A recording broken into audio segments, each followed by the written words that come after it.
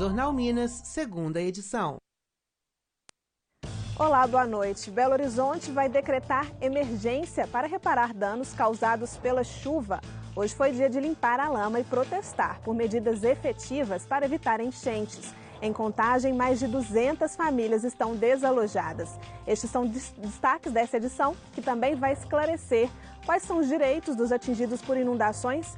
A Polícia Civil começa uma nova fase de investigações sobre a cerveja contaminada. Já são 21 casos suspeitos de intoxicação. E teve erro na correção das provas do Enem. Como ficam os alunos afetados? Você confere no Jornal Minas, que começa agora.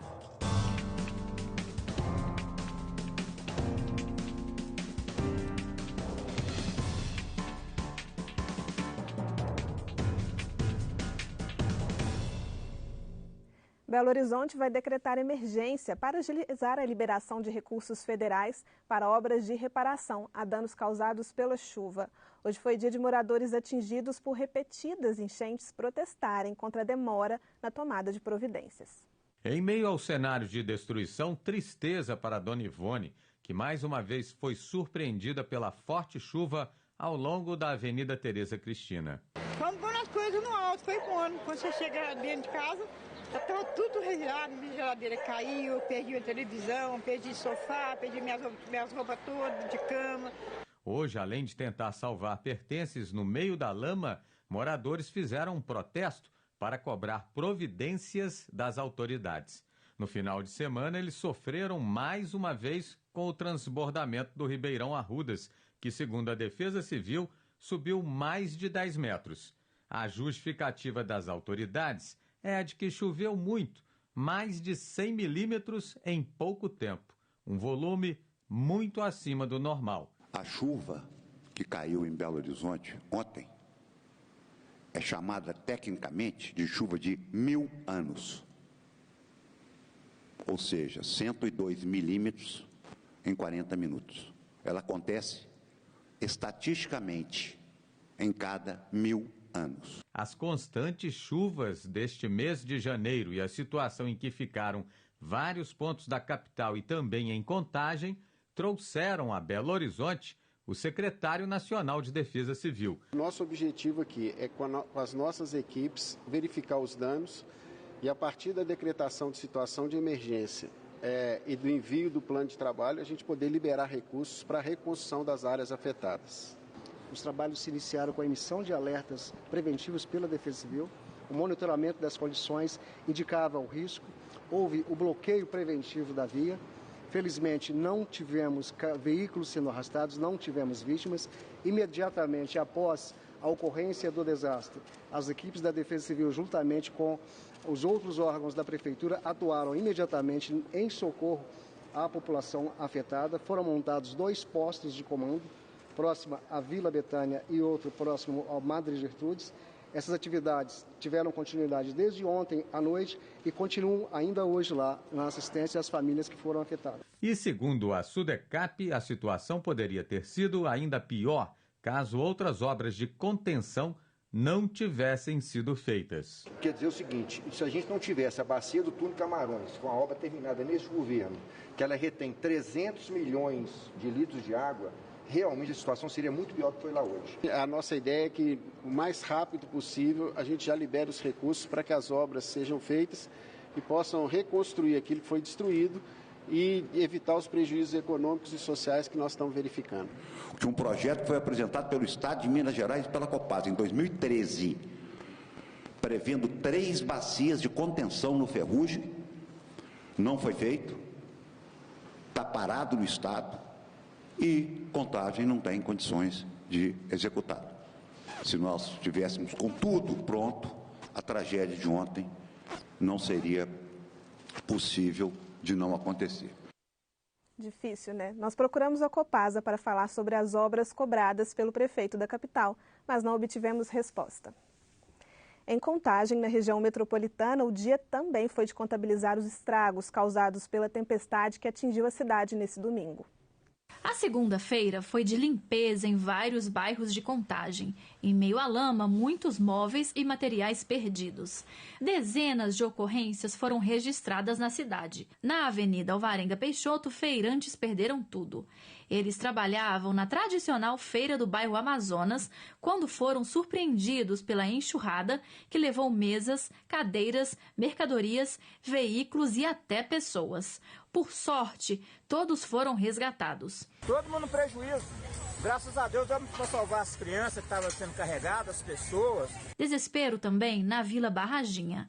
A água passou de 1 metro de altura e muitos moradores tiveram que deixar as casas às pressas. Há 27 anos, a região foi palco de uma das maiores tragédias do estado. Em março de 1992, uma avalanche de lama engoliu cerca de 150 barracos. 36 pessoas morreram e 70 ficaram feridas.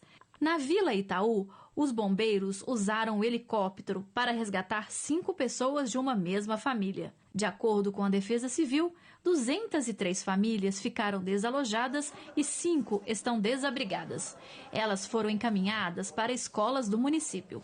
Todo o plano de contingência agora está posto nas ruas para limpar a cidade, para dar suporte a essas famílias que foram diretamente atingidas. Agora a gente fica na torcida para que isso não se repita, esse volume de água se distribua até o final do período chuvoso que vai até o mês de março.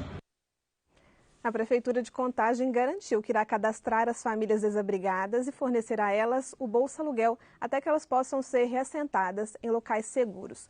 O repórter Carlos Augusto Soares volta agora conosco para esclarecer mais sobre o direito das famílias atingidas por ocorrências de chuva como essa. Carlos, boa noite. Boa noite, Marcela. Pois é, para falar um pouco mais sobre esse assunto aí, os direitos que essas pessoas têm no caso de desastres como estes que houveram aí, né, com essas fortes chuvas que andam caindo em Belo Horizonte, está aqui comigo o advogado e conselheiro da OAB em Minas, que é o Flávio Bozon. Bom, essas pessoas vítimas das enchentes, elas estão amparadas pela lei? Boa noite, Carlos. Boa noite, telespectadores da Rede Minas. Não só pela lei, como principalmente pela Constituição da República, né? A Constituição preconiza, estabelece que a administração pública, o Estado brasileiro, ele é responsável e objetivamente responsável pelos danos que causar a terceiros. No caso específico, né, essas pessoas e empresários que perderam o seu patrimônio com a tragédia das enchentes. Que tipo de indenizações essas pessoas podem receber? A gente tem comerciantes, tem moradores de várias áreas, né, que volta e meia, quando chove, sempre perdem, né, o que tem. O que essas pessoas podem fazer? Que tipo de indenização cabe para essas pessoas? Olha, é uma tragédia que infelizmente se repete, né, a todo ano. Né? E o que podem fazer essas pessoas? Acho que em primeiro lugar é buscar a orientação de um advogado, é isso que a Ordem dos Advogados sempre orienta. Em segundo lugar, a nosso juízo, elas têm sim direito à reparação patrimonial, ou seja, a reposição daquilo que eles perderam com as enchentes, seja os seus bens pessoais, sejam aqueles bens vinculados à atividade profissional desses comerciantes, né? E aqueles que porventura tiverem alguma lesão de índole moral, né? A perda, infelizmente, eventualmente, a perda de um ente querido, algum familiar, enfim, elas também têm direito à indenização dessa perda moral, essa lesão moral que porventura possa ter sentido. E também os comerciantes, né, o que nós chamamos de lucros cessantes, né, porque se perderam tudo, a atividade comercial vai ficar suspensa por um período e daí porque elas têm direito a receber também o que eles deixaram de lucrar. Os mais carentes têm como opção a Defensoria Pública? Sim, a Defensoria Pública também é um órgão constitucional voltado, né, para poder atender as pessoas que não têm condições de arcar com um advogado. Então, aqueles que são carentes e hipossuficientes na forma da lei, né, a nossa orientação é de que busquem a Defensoria Pública. Agora, muitas pessoas têm o costume aí, né, de gravar, né, e postar nas redes sociais vídeos com essas imagens, né? Pessoas que foram atingidas também ainda conseguem gravar vídeos. Isso serve como prova também numa futura ação? É uma prova muito importante, né? Porque a responsabilidade objetiva do Estado, basta que a pessoa prove, né, o nexo causal, ou seja, o elo entre a ação ou omissão do Estado e o dano. E essa prova, os vídeos que circularam ontem nas redes sociais, são uma prova, a meu juízo, muito contundente, né, da ação ou omissão do Estado e do dano sofrido por essas pessoas. Muito obrigado aí pelos esclarecimentos. Marcela, é com você. Obrigada, Carlos. E a previsão é de mais chuva durante a semana para a região metropolitana da capital e outras regiões do estado. Confira no mapa.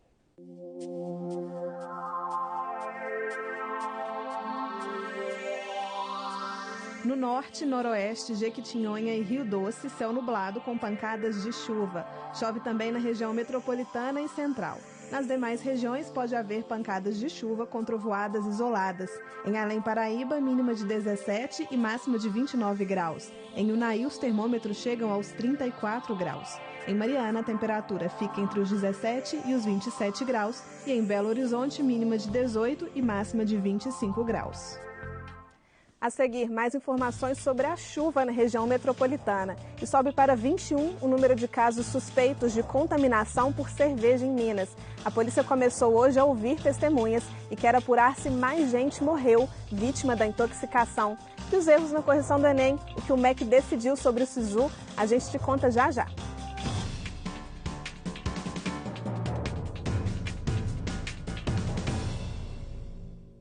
Viva cada instante. Escute o seu coração, o que realmente importa, o que faz sentido para você. Viva cada momento com alegria, saúde com qualidade. Viva o que é melhor para você e conte com a Audiomarca sempre. Audiomarca, os melhores aparelhos, o melhor para você. 3481-6266.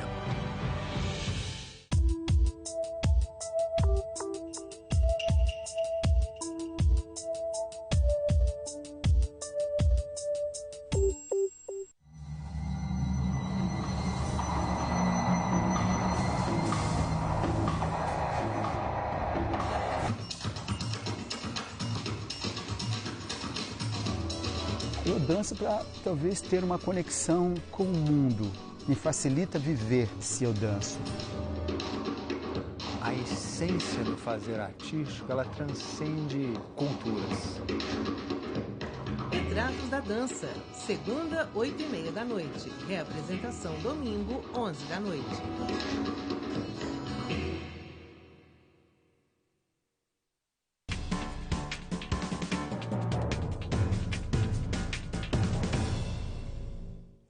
O caso da cerveja contaminada subiu para 21 o número de pessoas que podem ter sido intoxicadas por dietileno glicol, de acordo com a Secretaria de Estado de Saúde.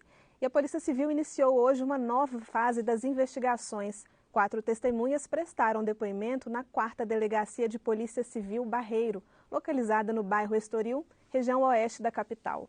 Outras serão ouvidas ao longo da semana. São familiares das vítimas, algumas hospitalizadas e uma falecida. O delegado Flávio Grossi, que preside o inquérito, encaminhou à Justiça o pedido para a exumação do corpo da mulher, que teria sido a primeira vítima fatal da intoxicação. Ela morreu no dia 28 de dezembro, antes da detecção de dietilenoglicol e monoetilenoglicol em amostras de cerveja. De acordo com o balanço da Prefeitura, até agora foram recolhidas nas sedes das regionais da capital 2.811 garrafas da cerveja da marca Baker. Começou hoje a marcha de pessoas atingidas pelo rompimento das barragens da Samarco, em Mariana, e da Vale, em Brumadinho. Cerca de 350 pessoas vão percorrer 300 quilômetros entre BH e Brumadinho. Elas denunciam problemas de saúde, demora nos processos de assentamento, de indenização e danos ambientais. Os manifestantes saíram da Praça do Papa, em Belo Horizonte. Eles marcharam em direção ao Tribunal de Justiça de Minas Gerais, onde protestaram contra a demora nos processos que envolvem as mineradoras. Nos 2 episódios foram 278 mortes. Até hoje ninguém foi preso. Questionar a lentidão que a justiça vem tendo um ano depois. As famílias estão sem assessoria técnica independente, estão sem os programas de reparação e as questões emergenciais, como o pagamento emergencial mensal, foi cortado em 50% do valor. Só terão direito ainda mais 10 meses. Os atingidos seguiram em marcha para a cidade de Pompéu, onde vão passar a noite. A previsão é que eles cheguem em Brumadinho no sábado, dia 25, quando completa um ano do rompimento da barragem do Córrego do Feijão. A marcha vai passar ainda por Juatuba, Citrolândia, São Joaquim de Bicas e Betim. Em nota, a Vale disse que discute na Justiça os valores dos contratos das assessorias técnicas. A mineradora afirmou que paga auxílio emergencial a 106 mil pessoas e que fechou 5 mil acordos de indenização. Autoridades se reuniram hoje com a imprensa para fazer um balanço do trabalho do Estado após o rompimento da barragem de Brumadinho. O governo agora busca um acordo junto à Vale para ressarcir os cofres públicos. Durante o encontro, as autoridades do Estado relembraram os esforços para atender os atingidos. O governador destacou que a reparação dos danos poderá ser através de obras custeadas pela Vale. A economia de Minas Gerais no segundo e terceiro trimestre de 2019 foi o estado do Brasil que menos cresceu. Aliás, nós tivemos até recessão em Minas, diferente da maioria dos estados.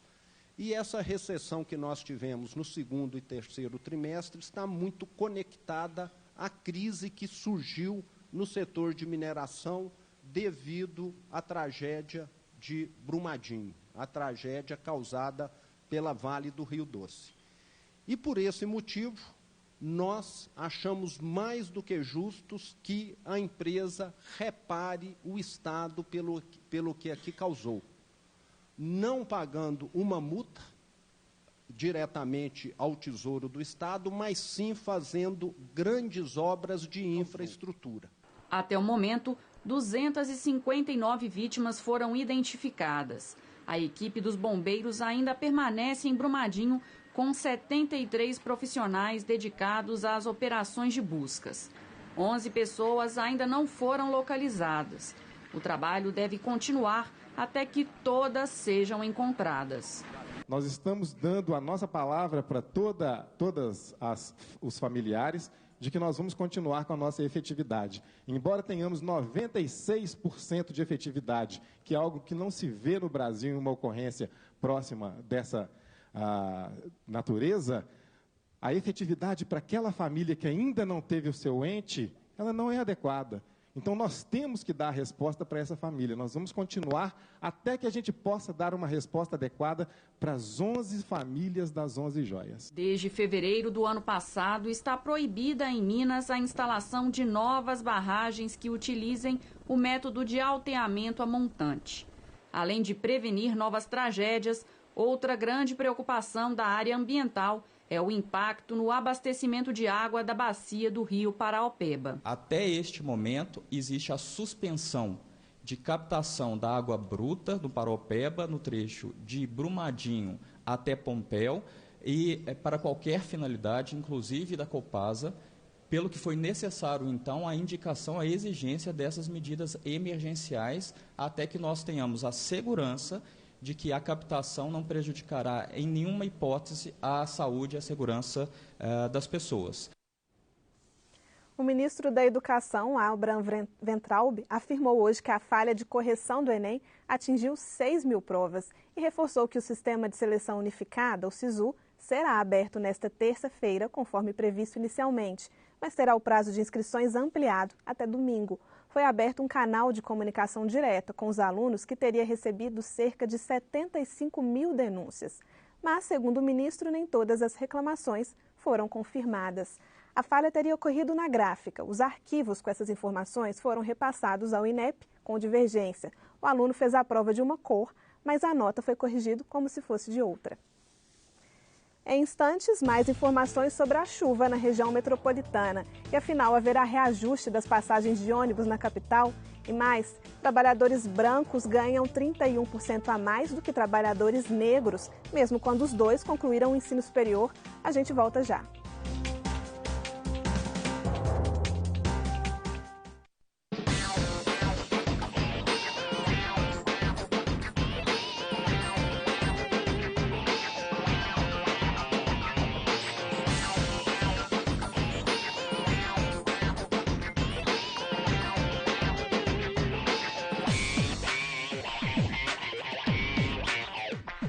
Agenda. Anote aí. De segunda a sexta, 8 da noite.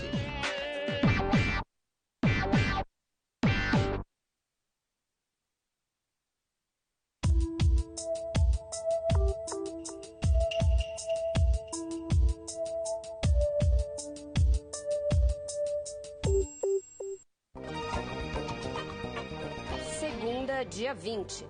A relação com o presidente Jair Bolsonaro, o andamento das principais propostas, os próximos passos como político. O ministro da Justiça, Sérgio Moro, no centro do Roda Viva. A roda girou e não vai parar enquanto houver informação. Segunda, 10 da noite, Roda Viva. Viva a sua inteligência.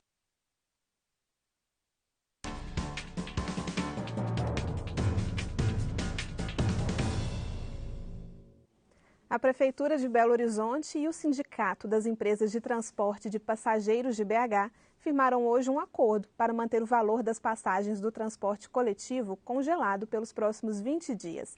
Neste período, outras reuniões irão definir se haverá ou não aumento este ano. Olha, houve uma solicitação da Prefeitura da gente não ter o aumento agora, nesse momento, em prol de uma série de eficiências do transporte que vai ser discutida a partir de amanhã. Ou seja, qual que é o objetivo da Prefeitura? É que a gente não desligue os carros com ar, porque ele não consta do nosso contrato, Hoje nós temos quase 1.200 veículos com ar-condicionado, que a gente mantenha todas as viagens. Esse é um assunto que está superado, vai ser tratado tecnicamente, com a Prefeitura respeitando o transporte e o transporte respeitando o comando da Prefeitura. Vai ser feito um acordo na Justiça, já está tudo praticamente engatado e resolvido. Vamos falar agora de economia. O desemprego dos pais tem levado os filhos mais cedo para o mercado de trabalho e a maioria é obrigada a enfrentar a informalidade por falta de experiência e qualificação profissional. Acordar cedo, caminhar, enfrentar transporte público lotado para ir e voltar ao trabalho faz parte da rotina do Matheus, de 20 anos. Há 1 ano e meio, o pai perdeu o emprego e o jovem assumiu as despesas da casa. Todo o meu salário vai metade para as compras de casa, contas de luz, de água, enfim, coisas essenciais que a gente precisa para poder continuar a vida. O desemprego dos pais ou a remuneração mais baixa deles por causa da crise está empurrando os filhos mais cedo para o mercado de trabalho. O levantamento da consultoria e dados revelou que vem aumentando o número de dependentes que estão trabalhando. No terceiro trimestre de 2019, 59 milhões de pessoas que não eram responsáveis pelas despesas de casa estavam à procura de emprego, 6 milhões a mais do que em 2014. No mesmo período, 60% dos dependentes trabalhavam, índice maior do que em 2018 e 2014. No fim de 2012, 70% das pessoas que sustentavam a família trabalhavam. No ano passado, diminuiu para 66%. O que está acontecendo com esses dependentes que estão entrando no mercado de trabalho numa tentativa de mitigar os efeitos da perda do emprego do chefe do domicílio, estão sendo justamente empregos de pior qualidade, informais, com uma remuneração pior. Muitos jovens têm que abandonar a escola para trabalhar e ainda acabam caindo na informalidade. Este diretor técnico do Diese diz que o desemprego por longo prazo leva a pessoa a agarrar a primeira oportunidade. Com isso, quem começa cedo na informalidade costuma permanecer sem carteira assinada por mais tempo. Esses trabalhadores, especialmente os mais jovens, que desistem de investir na formação profissional, podem ingressar para o mundo do trabalho na informalidade de maneira estrutural, ou seja, para a vida toda. Nesse cenário, o país fica menos competitivo, com mais dificuldades para sair da crise econômica. Significa menor receita para o Estado, porque se consome menos, vende menos, menos impostos são pagos. Desproteção, ou seja, o Estado vai ter um custo lá na frente para proteger essas pessoas e elas não tiveram capacidade contributiva, e desestrutura do ponto de vista de um projeto de país. Pois é, e o preconceito racial tende a agravar essa realidade no mercado de trabalho. Que há diferenças salariais entre brancos e negros, isso não é novidade, já foi evidenciado por inúmeras pesquisas. A justificativa mais comum sempre foi a qualificação, mas uma pesquisa recente mostrou que não é só isso, porque o estudo confrontou os salários de negros e brancos com a mesma formação de nível superior. Então, o que justificaria o branco ganhar mais que o negro com a mesma formação universitária? Vamos buscar respostas. Essas pessoas executam as mesmas funções, fazem o mesmo trabalho, tiveram a mesma formação, mas no fim do mês o salário é diferente. O motivo? A cor da pele. Segundo o Instituto Locomotiva, os trabalhadores negros com ensino superior ganham 31% a menos que os trabalhadores brancos. Elaine já sentiu na pele esta diferença. Quando recebem meu currículo uma mulher negra com cabelo curto, né, que é o oposto do padrão eurocêntrico, já é um quesito que vai ainda mais se for um cargo de exposição da minha figura, uma secretária. A relação racista, as atitudes racistas, elas estão tão entranhadas na sociedade que elas passam a ser algo usual, algo normal. Para este especialista, um dos motivos que pode explicar esta desigualdade é o racismo estrutural, o preconceito invisível que está nos pequenos atos do cotidiano. Então, além da dificuldade de inserção no mercado de trabalho, você tem um outro aspecto que é o que nós chamamos de teto de vidro. Então, é como se houvesse um limite de ascensão profissional dos profissionais negros. E, além disso, você tem o gap salarial, ou seja, a disparidade salarial. Então, as pessoas brancas e negras, mesmo ocupando posições semelhantes que exigem o mesmo nível de qualificação, as pessoas brancas acabam obtendo salários maiores do que os salários que as pessoas negras ocupando aquelas mesmas profissões. Outro ponto que dificulta a colocação dos negros no mercado de trabalho é o fato de que as redes de relacionamento nem sempre estão consolidadas. Ainda hoje há uma alta correlação entre cor da pele e classe social. Então as pessoas negras tendem a ser mais pobres e elas tendem a ocupar posições no mercado de trabalho que são as posições no mercado de trabalho mais mal pagas. E normalmente nessas posições no mercado de trabalho acaba não havendo competição com brancos.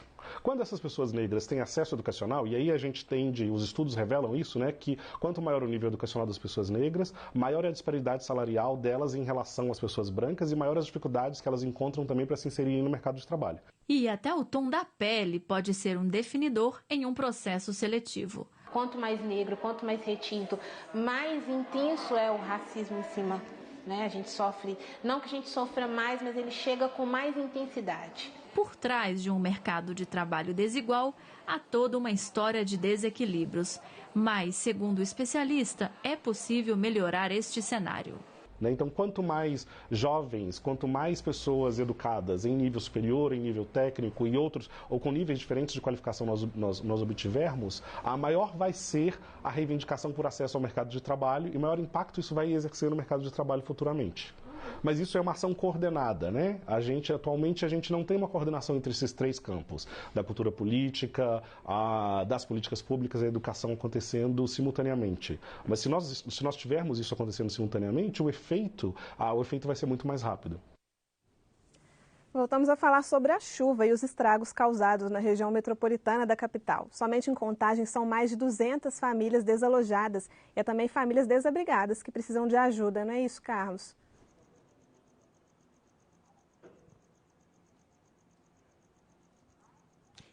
E a Prefeitura de Contagem informou em um comunicado oficial que a forte chuva que caiu na tarde de ontem, domingo, foi de 110 a 105 milímetros, quer dizer, isso em apenas 40 minutos, o que deixou aí cerca de 203 pessoas desalojadas. As doações para essas pessoas que foram afetadas aí pela chuva podem ser entregues aí em 10 postos de coleta na cidade, em Contagem, das 8 da manhã até as 5 da tarde. E estão sendo recebidos cestas básicas, colchonetes, água mineral, roupas, produtos de limpeza e cobertores. Confira aí locais de entrega. A Escola Municipal Pedro de Alcântara Júnior, no bairro Jardim Industrial. A Escola Municipal Virgílio de Melo Franco, na Vila São Paulo. E também nas 8 regionais mantidas pela Prefeitura de Contagem. Marcela. Obrigada, Carlos. O Jornal Minas fica por aqui, mas você fica com imagens inusitadas flagradas hoje em Belo Horizonte e que já caíram na rede. Um homem tenta desesperadamente capturar um boi com um laço em plena Avenida Prudente de Moraes, na região centro-sul da capital. O animal deu um verdadeiro baile. Outro corajoso peão nem tentou o laço, foi direto agarrando o boi pelo chifre. Claro que um boi solto numa via pública representa um grande risco para o trânsito, mas não houve relatos de maiores problemas. Mas o dono, se flagrado pela autoridade, está sim sujeito a punições. como pagamento de multa com base no Código Brasileiro de Trânsito. O Centro de Controle de Zoonoses foi acionado, mas não encontrou mais a cena. Provavelmente o dono conseguiu controlar o touro. Uma boa noite para você e até amanhã.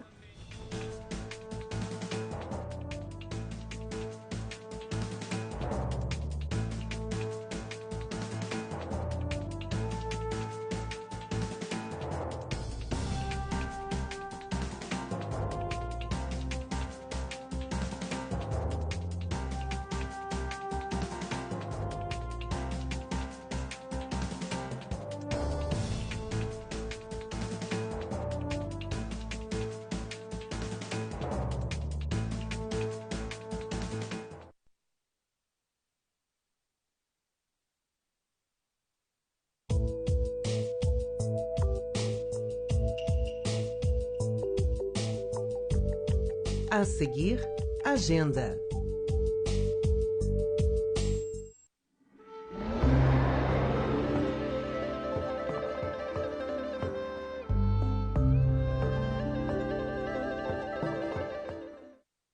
Este programa não é recomendado para menores de 12 anos.